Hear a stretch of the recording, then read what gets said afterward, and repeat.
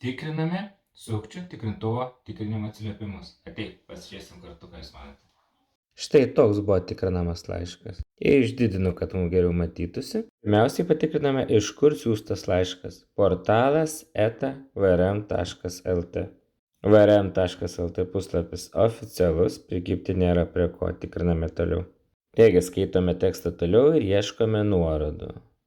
Randame e-paslaugos ird.lt. Patikriname, kas yra tas ird.lt.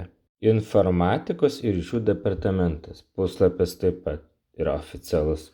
Taigi įvertinimas, kad čia saugu, buvo visiškai teisingai.